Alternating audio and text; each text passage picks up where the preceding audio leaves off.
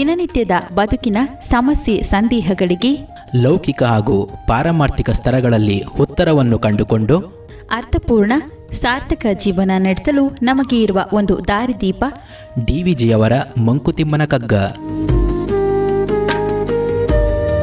ಕನ್ನಡದ ಭಗವದ್ಗೀತೆ ಎಂದು ಪ್ರಸಿದ್ಧವಾದ ಈ ಜ್ಞಾನ ಭಂಡಾರದ ಅನಾವರಣವೇ ನಿತ್ಯದ ಬದುಕಿಗೆ ಕಗ್ಗದ ಬೆಳಕು. ತಪ್ಪದೇ ಕೇಳಿ, ಪ್ರತಿದಿನ ಬೆಳಗ್ಗೆ 7:15 ನಿಮ್ಮ ಜನಧ್ವನಿ ಬಾನುಲಿಯಲ್ಲಿ.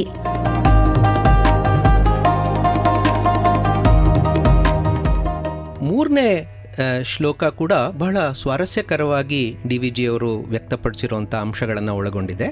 ಅದನ್ನು ನೋಡೋಣ.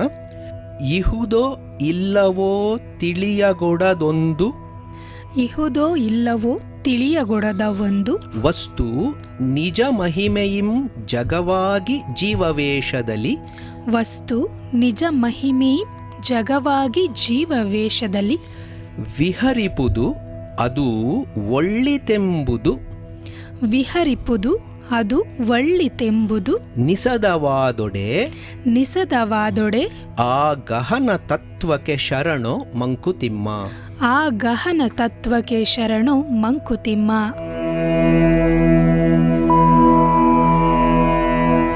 ದೇವ್ರಿದಾನ ಇಲ್ವಾ ಅನ್ನೋಂಥ ಪ್ರಶ್ನೆ ಇವತ್ತು ನೆನ್ನೆದಲ್ಲ.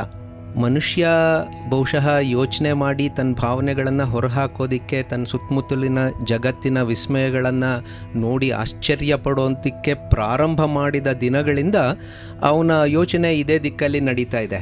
ಇದನ್ನೆಲ್ಲ ಮಾಡಿಸೋವಂಥ ಶಕ್ತಿ ಯಾವುದು? ಆ ಶಕ್ತಿ ದೇವರು ಅಂತಂದರೆ ಅದಿದೆಯಾ?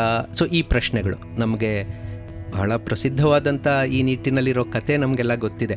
ಬಾಲಕ ನರೇಂದ್ರ ಎಲ್ಲ ವಿಷಯಗಳನ್ನು ತಿಳ್ಕೊಳ್ತಾ ಇದ್ದಂಥ ಸಂದರ್ಭದಲ್ಲಿ ಅವನಿಗೆ ಬಂದಂತಹ ಒಂದು ಸಂಶಯ ಕೂಡ ಇದೆ. ದೇವರಿದ್ದಾನ? ನೀವದನ್ನು ನೋಡಿದ್ದೀರಾ, ಈ ಕಥೆ ನಾವೆಲ್ಲ ಕೇಳಿದ್ದೀವಿ. ಕಲ್ಕತ್ತಾದಲ್ಲಿದ್ದಂತಹ ಆಗಿನ ಎಲ್ಲ ವಿದ್ವಾಂಸರನ್ನು ಬಾಲಕ ನರೇಂದ್ರ, ಯುವಕ ನರೇಂದ್ರ ಇದನ್ನು ಕೇಳ್ತಾ ಬಂದ. ದೇವ್ರಿದಾನ ನೀವು ನೋಡಿದ್ದೀರಾ? ದೇವ್ರಿದಾನ ನೀವು ನೋಡಿದ್ದೀರಾ? ಎಲ್ಲರೂ ಹೇಳ್ತಾ ಇದ್ದಿದ್ದು ಇದಾನೋ ಇಲ್ವೋ ನಮ್ಗೆ ಗೊತ್ತಿಲ್ಲಪ್ಪ, ಬಹುಶಃ ಇದಾನೆ ಅನಿಸುತ್ತೆ, ನಾನಂತೂ ನೋಡಿಲ್ಲ. ಬಟ್ ಇರಬಹುದೇನೋ, ಎಲ್ಲ ಹೇಳ್ತಾರೆ ಇರಬಹುದು. ಸೊ ಹಾಗಾಗಿ ನಾನು ಇರಬಹುದು ಅಂತ ನಂಬ್ಕೊಂಡಿದ್ದೀನಿ, ನನಗೆ ಗೊತ್ತಿಲ್ಲ. ಸೊ ಎಲ್ರಿಗೂ ಕೂಡ, ಪಂಡಿತೋತ್ತಮರಿಗೂ ಕೂಡ ಇದೇ ಸಂಶಯವೇ ಇದ್ದಿದ್ದು.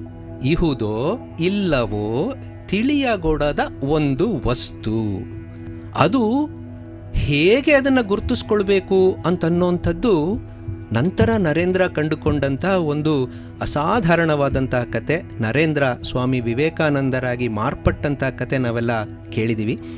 ರಾಮಕೃಷ್ಣ ಪರಮಹಂಸರು ಅವರೊಬ್ಬರೇ ಹೇಳಿದ್ದು, ನಾನು ಭಗವಂತನ ನೋಡಿದ್ದೀನಿ, ಖಂಡಿತ ಭಗವಂತ ಇದ್ದಾನೆ ಅಂತ. ಸೊ ಆ ವಸ್ತು ನಿಜವಾದ ಮಹಿಮೆಯಿಂದ ಜಗತ್ತೇ ಆಗಿ ಜೀವವೇಷದಲ್ಲಿ ನಮ್ಮೆದುರಿಗೆ ಕಾಣಿಸ್ಕೊಳ್ತಾ ಇದೆ, ವಿಹರಿಸ್ತಾ ಇದೆ. ಆದರೆ ಈ ಸತ್ಯವನ್ನು ನಾವು ಕಂಡುಕೊಳ್ಳುವಂಥದ್ದು ಅಷ್ಟು ಸುಲಭ ಅಲ್ಲ.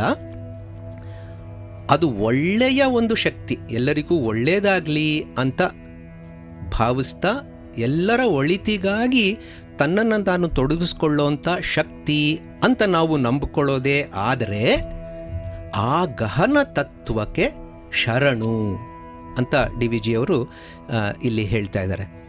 ಸೊ ನಮಗೆ ದೇವ್ರದ್ದು ಜ್ಞಾಪಕ ಬರುವಂಥದ್ದು ಕೆಲವು ಸಂದರ್ಭಗಳಲ್ಲಿ ಮಾತ್ರ. ನಾವು ಪ್ರಸಿದ್ಧವಾಗಿ ನಾವು ಕೇಳ್ತೀವಲ್ಲ, ಸಂಕಟ ಬಂದರೆ ವೆಂಕಟರಮಣ. ಅದುವರೆಗೂ ನಾನೇನಾದರೂ ಒಳ್ಳೇದು ಮಾಡಿಬಿಟ್ಟೆ, ನನಗೇನಾದರೂ ಒಳ್ಳೇದಾಯಿತು ಅಂತಂದರೆ ಅದನ್ನು ಯಾರು ಮಾಡಿದ್ರು? ನಾನೇ ಮಾಡಿದೆ. ನನಗೇನಾದರೂ ಕಷ್ಟ ಆಯಿತು ಅಂತಂದಾಗ, ಅಯ್ಯೋ ದೇವ್ರು ಯಾಕಪ್ಪ ನನಗೆ ಈ ಕಷ್ಟ ಕೊಡ್ತಾನೆ? ಸೊ ಹೀಗೆ ಯಾವುದೋ ಕೆಲವು ಸಂದರ್ಭಗಳಲ್ಲಿ ಮಾತ್ರ ನಮಗೆ ದೇವರು ಜ್ಞಾಪಕಕ್ಕೆ ಬರ್ತಾನೆ. ದೇವರೇ ನನ್ನನ್ನು ಕಾಪಾಡಪ್ಪ ಅಂತ ಅಂದ್ಕೊಳ್ತೀವಿ ನಾವು. ಸೊ ತಮಾಷೆಯಾಗಿ ಒಂದು ಮಾತು ಹೇಳೋದು ನಾವು ರೂಢಿಯಲ್ಲಿದೆ. ದೇವರೇ ನೀನು ಅಕಸ್ಮಾತ್ ಇದ್ದರೆ ನನ್ನನ್ನು ಮಾತ್ರ ಕಾಪಾಡಪ್ಪ ಅಂತ. ಸೊ ಆ ಸಂಶಯಾತ್ಮಕವಾದಂತಹ ಒಂದು ಅಂಶ ಸದಾಕಾಲ ನಮ್ಮಲ್ಲಿ ಇದ್ದೇ ಇರುತ್ತೆ. ಆದರೂ ಅದು ಗಹನವಾದಂತಹ ಒಂದು ತತ್ವ, ಗೂಢವಾದಂತಹ ಒಂದು ಶಕ್ತಿ. ಅದು ಎಲ್ಲರಿಗೂ ಒಳಿತು ಆಗಲಿ ಅಂತಲೇ ಸದಾಕಾಲ ಪ್ರಯತ್ನ ಪಡ್ತಾ ಇರುತ್ತೆ. ಅಂತಹ ಒಂದು ಗಹನ ತತ್ವ ಇದೆ ಅಂತ ನಂಬಿಬಿಟ್ಟು ಅದಕ್ಕೆ ಶರಣಾಗತಿಯಾಗು ಅಂಥೇಳಿ ಡಿ ವಿ ಜಿಯವರು ಈ ಪದ್ಯದಲ್ಲಿ ಹೇಳ್ತಾ ಇದ್ದಾರೆ. ಮೊದಲ 3 ಶ್ಲೋಕಗಳಲ್ಲಿ ಭಗವಂತ ಅನ್ನುವಂತಹ ಶಕ್ತಿಯನ್ನು ಸ್ಮರಿಸಿಕೊಂಡು ಆ ಶಕ್ತಿಗೆ ತನ್ನ ನಮಸ್ಕಾರಗಳನ್ನು ತಿಳಿಸಿದ ನಂತರ ಈ ಗ್ರಂಥದ ಅತ್ಯಂತ ಮುಖ್ಯವಾದಂತಹ ಭಾಗಗಳು ಯಾವುದರ ಕುರಿತಂತೆ ಇದೆ ಅನ್ನೋದ್ರ ಬಗ್ಗೆ ಡಿ ವಿ ಜಿಯವರು ಮುಂದಿನ ಸುಮಾರು 35-40 ಪದ್ಯಗಳಲ್ಲಿ ಅನೇಕ ಪ್ರಶ್ನೆಗಳನ್ನು ಮಂಡಿಸ್ತಾ ಹೋಗ್ತಾರೆ. ಈ ಪ್ರಶ್ನೆಗಳು ನಮ್ಮೆಲ್ಲರಿಗೂ ನಿತ್ಯ ಬರುವಂಥ ಪ್ರಶ್ನೆಗಳಿಗೆ. ಆ ಪ್ರಶ್ನೆಗಳನ್ನು ನಾವು ನೋಡ್ತಾ ಹೋದಾಗ ನಮಗೆ ಕೆಲವು ಸರ್ತಿ ಅನಿಸೋದಿತ್ತು, ಅರೆ ನನಗೂ ಹೀಗೆ ಅನಿಸಿತ್ತಲ್ವಾ, ನಾನು ಸುಮ್ಮನೆ ಕೂತ್ಕೊಂಡ್ಬಿಟ್ಟೆ. ಡಿ ವಿ ಜಿಯವರು ಅದಕ್ಕಿಂತ ಒಂದು ಹೆಜ್ಜೆ ಮುಂದೆ ಹೋಗಿದ್ದಾರೆ, ಅದರ ಉತ್ತರಗಳನ್ನು ಬರೆಯೋದಕ್ಕೆ ಪ್ರಯತ್ನ ಪಟ್ಟಿದ್ದಾರೆ. ಸೊ ನಾವು ಕೂಡ ಆ ಉತ್ತರಗಳನ್ನು ನೋಡೋಣ ಅನ್ನೋಂಥ ಒಂದು ಉತ್ಸಾಹ, ಪ್ರಚೋದನೆ ನಮಗೆ ಸಿಕ್ಕತ್ತೆ ಅಂತ ನಾನು ಅಂದ್ಕೊಳ್ತೀನಿ.